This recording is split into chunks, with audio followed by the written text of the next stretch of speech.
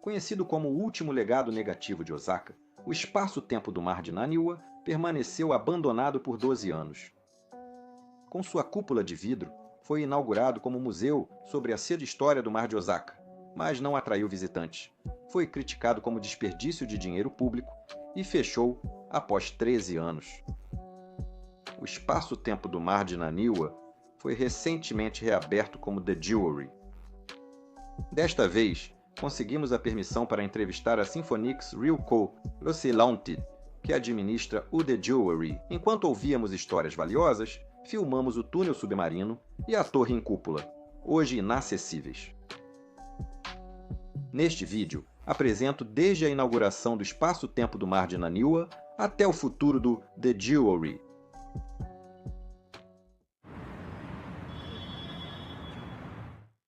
Então, cheguei à estação Cosmo Square da linha Shu do metrô de Osaka. É a estação anterior à estação Yumeshima, que fica mais próxima do local da Expo. A estação Cosmo Square fica em Sakishima, ilha artificial de Osaka. Acho que já apresentei a estação Cosmo Square tantas vezes que até perdi a conta. Vou falar sobre o local inaugurado após o Naniwa no Umi, no Jikukan, considerado o último legado negativo de Osaka. Vim aqui para falar sobre o The Jewelry.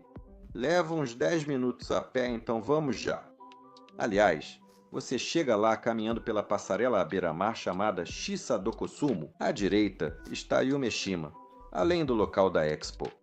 Nossa, este é o maior projeto desde a criação deste canal, então estou cerca de 800 milhões de vezes mais nervoso do que o normal. Como mencionei no início, recebemos permissão para fazer uma entrevista com a Symphonix Ryuko Ltd, a empresa que administra o The Jewelry.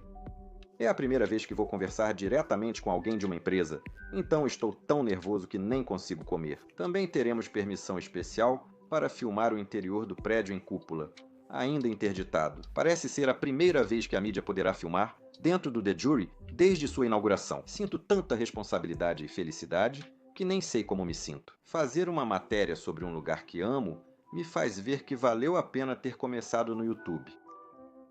Primeiro, enquanto vamos até lá, vou explicar brevemente que tipo de instalação era o espaço-tempo do mar de Naniwa. Eu já fiz um vídeo explicando em detalhes sobre isso no passado e coloquei o link na descrição, então, se você tiver interesse, por favor, dê uma olhada. O espaço-tempo do mar de Naniwa era um museu criado pela cidade de Osaka para aprender sobre o mar. A cidade de Osaka inaugurou em 2000.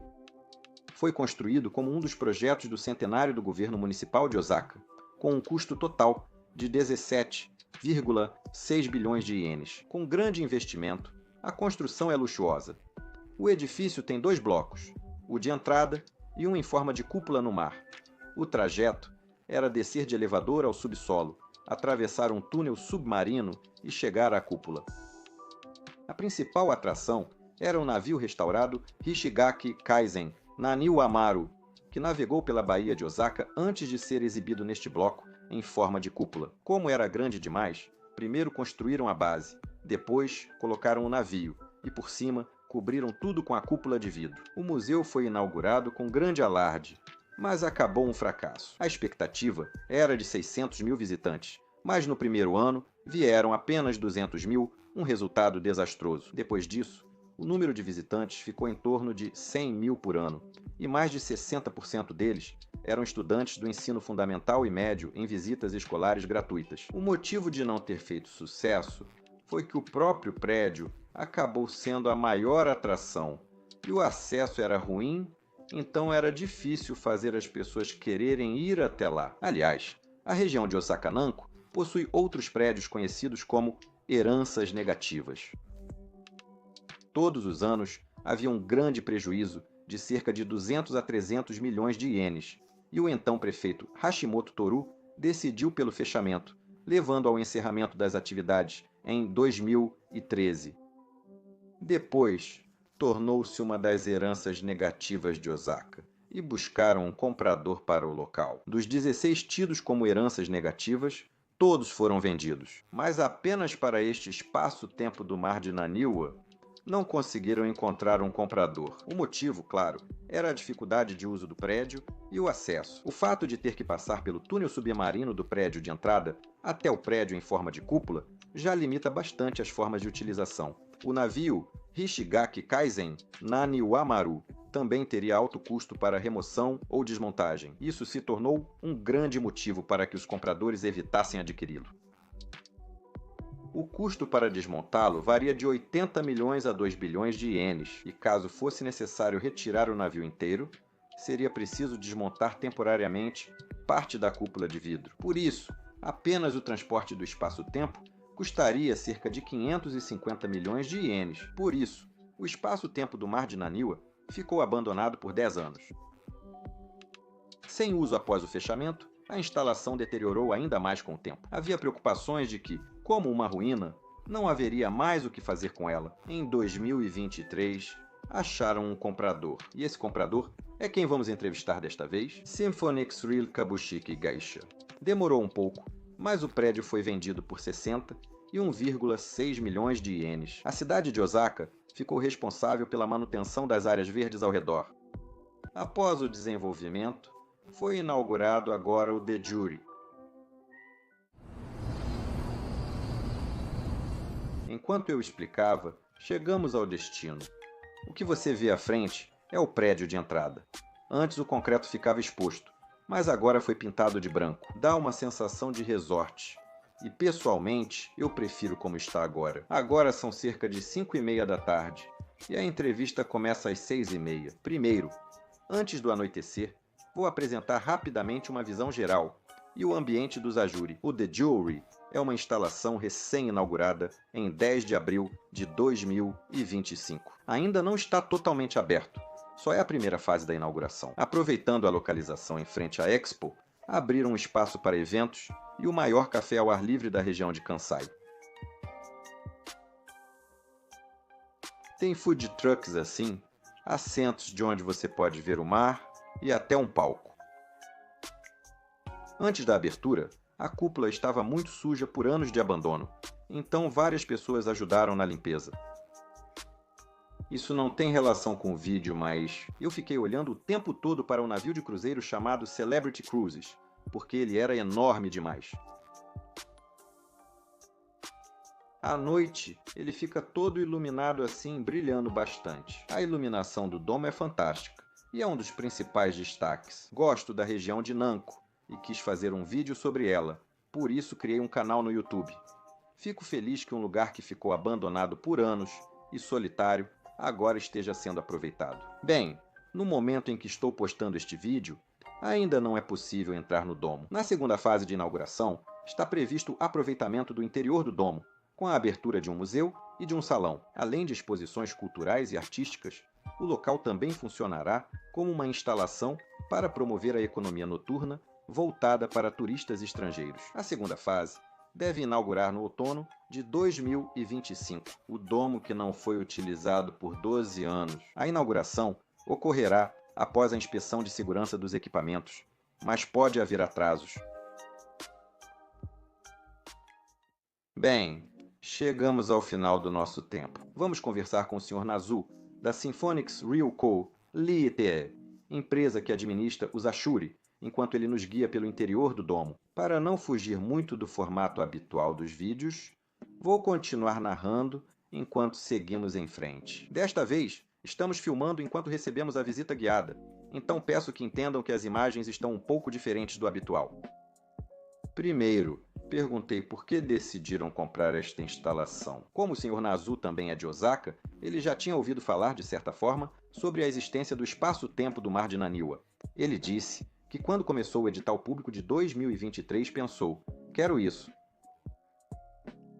Ele acreditava que o fechamento do espaço-tempo do Mar de Naniwa ocorreu porque era administrado pelo governo, limitando as ações.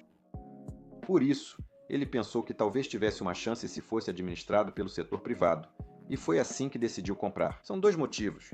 Um é a Expo em Umeshima, ali ao lado, e o outro é o entusiasmo em torno do resort integrado que está previsto para abrir.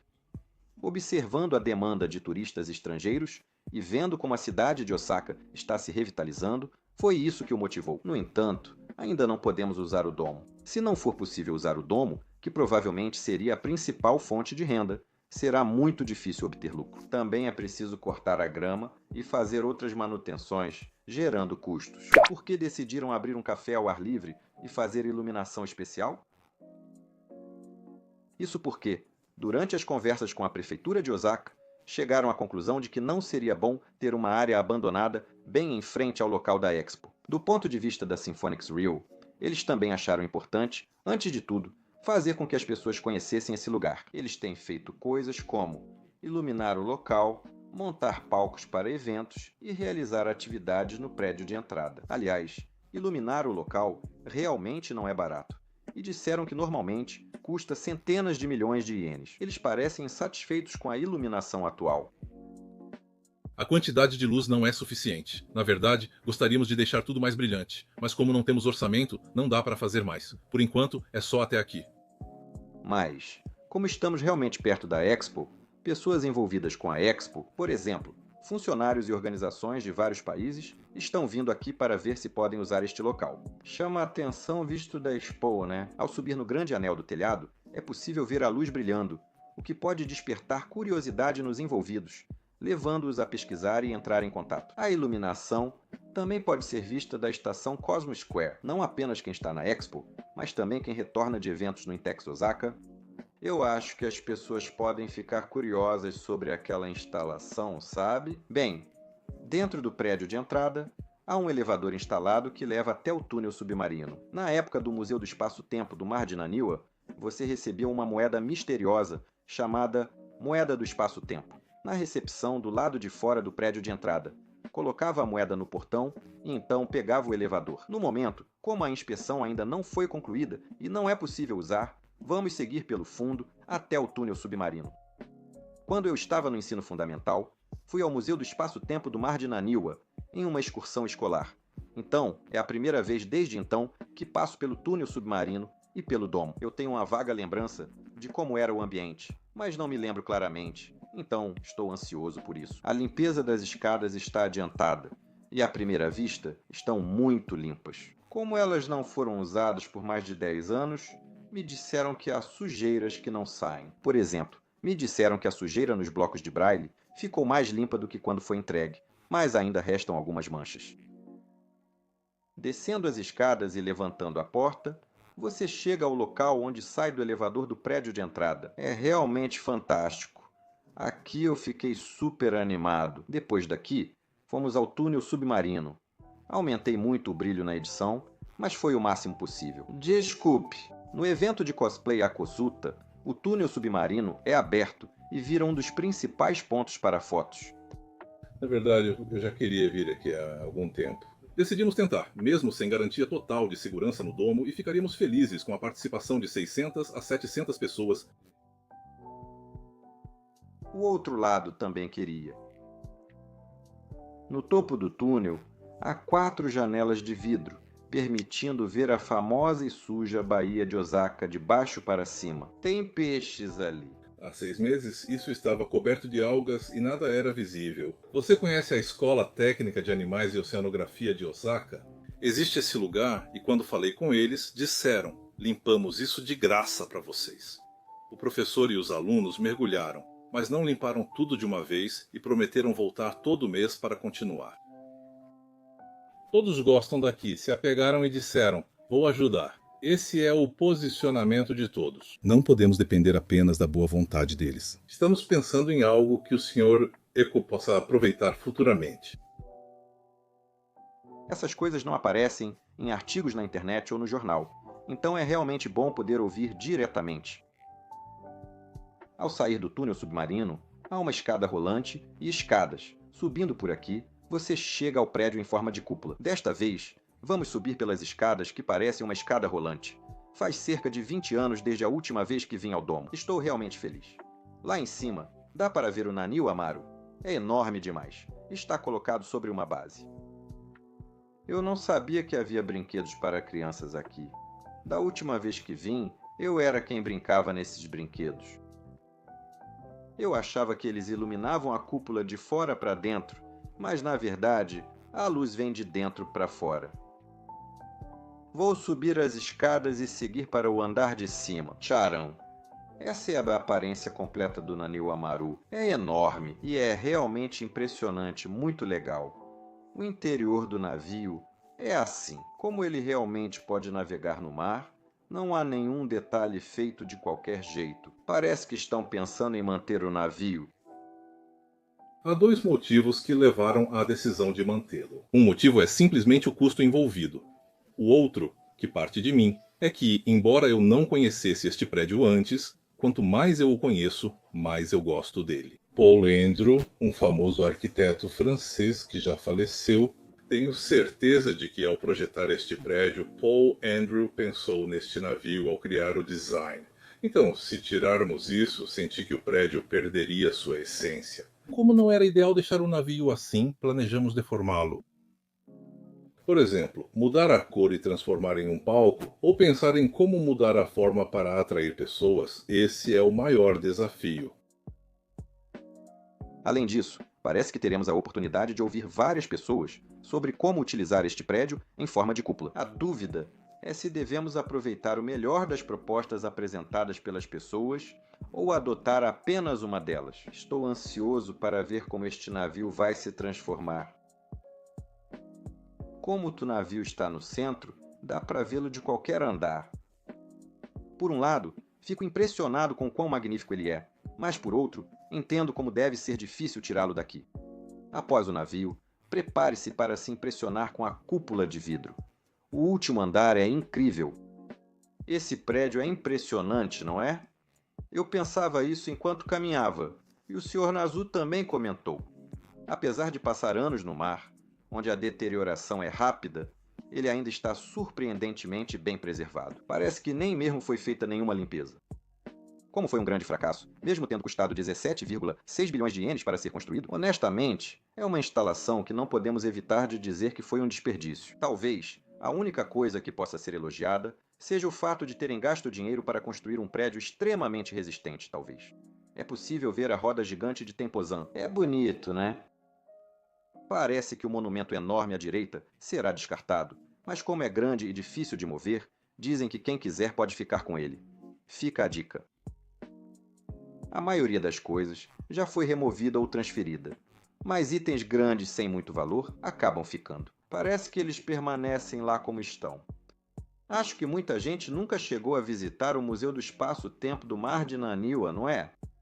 Acho que muita gente conhece o prédio, mas não sabe como era por dentro. Espero que este vídeo mostre a vocês como esse prédio era impressionante, seja de forma positiva ou negativa. E, embora os detalhes ainda não tenham sido anunciados no momento da publicação deste vídeo, tente imaginar como ele vai mudar daqui para frente. Por fim, tive a oportunidade de ver a área externa, onde apenas pessoas autorizadas podem entrar. Nem mesmo na era do Jikukan era permitido entrar aqui, e provavelmente o público não poderá no futuro. É lindo! Também dá para ver o navio de passeio Santa Maria, que parte e chega do aquário Caiucan ao lado. E também dá para ver o grande anel do telhado da Expo iluminado. Gostaríamos de construir um pier aqui, sabe? Se fizermos isso, assim seria possível ir e vir de iate entre Awaji, o mar interior de Seto, e Kobe. Na verdade, esse é um dos nossos sonhos. Ainda não conseguimos permissão para instalar o pier por ser rota principal.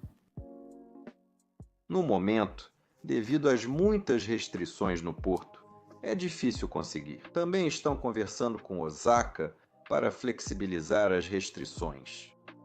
Bem, embora o custo total da obra tenha sido de 17,3 bilhões de ienes, foi vendido para Shinfokusu Rukhu Shiru por 61,6 milhões de ienes. Olhando apenas para o preço de compra, parece barato, mas este prédio ficou sem uso por muitos anos, ou seja, era praticamente uma ruína. Considerando o enorme custo de reforma, não é nada barato. Como ainda não foram levantados números precisos, não se sabe ao certo, mas estima-se que, no mínimo, custará centenas de milhões de ienes, podendo chegar a mais de 1 bilhão de ienes, dependendo da situação. Além disso, as formas de utilização das instalações são bastante limitadas. Para Osaka, o objetivo é parar de arcar com os custos de manutenção atuais. Acho que eles queriam vender, mesmo que fosse por um preço bem baixo. Aliás, anteriormente, também foi feita uma licitação para alugar o prédio, mas ninguém se candidatou. Além disso, sobre a situação atual do café ao ar livre, que está bem vazio, ele disse que, como era de se esperar, a situação é negativa e que, apesar da falta de divulgação, vai continuar trabalhando para que mais pessoas conheçam o local. É necessário aumentar a notoriedade, mas outro grande desafio é o acesso ao local. Fica a cerca de 10 minutos a pé da Cosmo Square. Nesse caso, é necessário melhorar o acesso para carros.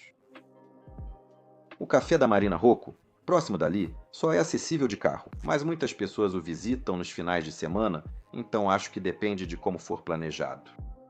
No futuro, pretendemos melhorar o estacionamento, mas mesmo que consigamos, pelo tamanho do terreno, será para cerca de 100 a 200 carros. Eles querem ainda mais.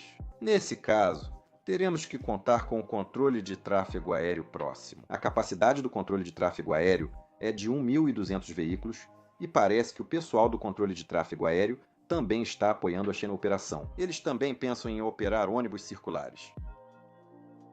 O Sr. Nazu estava muito ocupado nesse dia, mas mesmo assim encontrou um tempo para nos conceder uma entrevista. Sou muito grato por isso.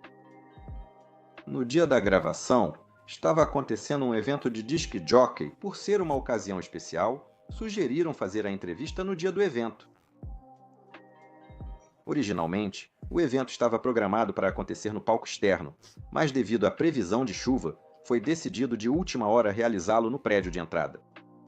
No dia das minhas gravações, sempre chove ou fica nublado, então provavelmente a culpa é minha. Desculpe. Após a visita guiada ao prédio da cúpula, participei do evento, porém estava lotado e todos os assentos ocupados. Acredito que o evento desse dia também incentivou as pessoas a se interessarem pela instalação. Parece que muitas pessoas dizem que não precisam de dinheiro para o evento, e ficou claro para mim que todos estão apoiando uns aos outros. Eventos são realizados regularmente nos Azuere. As últimas informações são divulgadas no Instagram, então não deixe de conferir. Também tem informações vantajosas por lá. Aliás, quando contou para pessoas de Osaka que comprou ou pensava em comprar, a maioria foi negativa e repetiu: ninguém vai aparecer. As pessoas têm uma imagem negativa de Nanko, né? Por outro lado, parece que em Tóquio tinha muita gente com uma opinião positiva. Para os moradores de Osaka, Nanko simboliza o legado negativo da bolha econômica. Não é só em relação a um prédio, mas toda a área carrega nele a imagem de ser um legado negativo. Pessoas de outras regiões podem se interessar pelo local de forma mais neutra. Atualmente, parece que eles estão realizando eventos enquanto buscam maneiras de atrair pessoas e despertar o interesse delas. E ficarei muito feliz se alguém assistir ao meu vídeo e se interessar por isso. Pessoalmente, além dos vídeos, se houver algo que eu possa fazer, gostaria de ajudar de alguma forma. Já mencionei algumas vezes nos vídeos anteriores, mas eu adoro Nanko. De forma alguma estou menosprezando. Eu realmente gosto da atmosfera única de Nanko. Se puder contribuir para o desenvolvimento desta cidade que amo, quero continuar participando ativamente. Foi a primeira vez que entrevistei uma empresa no meu canal. O vídeo teve um clima diferente do usual, mas como esperado, conversar diretamente traz muito mais informações. Quando faço vídeo sozinho, acabo conseguindo informações apenas de jornais ou artigos da internet. Pretendo continuar fazendo entrevistas de vez em quando e postar vídeos, então ficarei feliz se vocês aguardarem ansiosos por isso. Então é isso para o vídeo de hoje. Nos vemos no próximo vídeo.